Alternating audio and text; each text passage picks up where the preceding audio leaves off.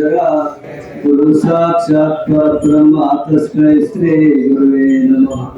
युक्ताहार विहाराय विलिप्ताचलवासिने मलयालयतीन्द्राय ब्रह्मनिष्ठाय ते नमः।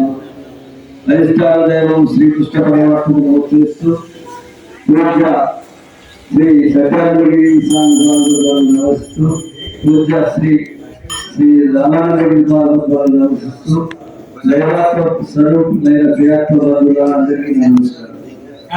ఈరోజు భగవద్గీత అర్జున విషాదయోగం, సాంఖ్యయోగం, కర్మయోగం 3 అధ్యాయాలు పారాయణ చేసుకొని ఆ భగవంతుని యొక్క నామాలు కీర్తించడం స్మరించడం జరిగింది।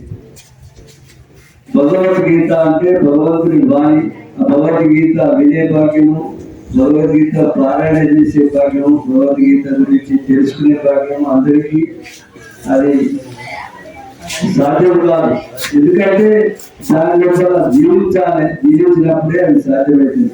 దాన్ని ప్రత్యక్షంగా ఎన్నేవారు నలుగురు అర్జునుడు, సంజయుడు, వేదవ్యాసుడు, తర్వాత ఆంజనేయ స్వామి, ఈ నలుగురు ప్రత్యక్షంగా భగవంతుడు చెప్పగా వినడం జరిగింది।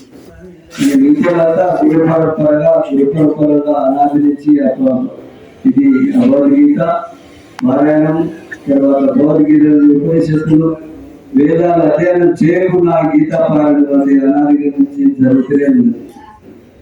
మనము నిత్య జీవితంలో దాని గురించి తెలుసుకోకుండా పాలన చేసిన మనకి ఎంతో కొంత భగవంతుని కృప మనపై ఉంటున్నది।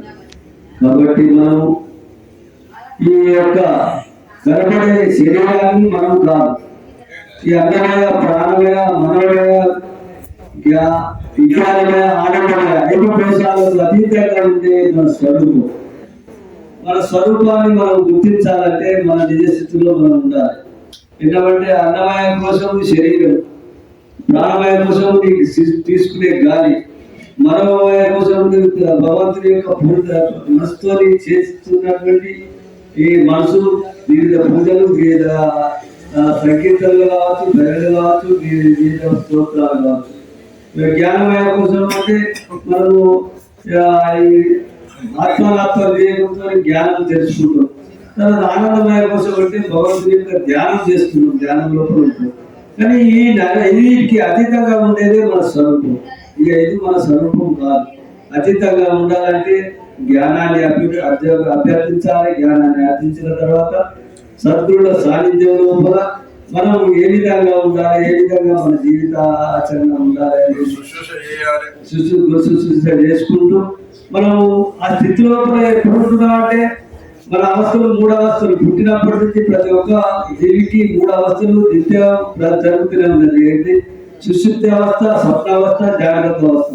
ఈ 3 అవస్థ లోపల మన నిజ అవస్థ ఏంటి? సుషుప్తి అవస్థ। సుషుప్తి అవస్థ లోపల జాగ్రత్త సుషుప్తి,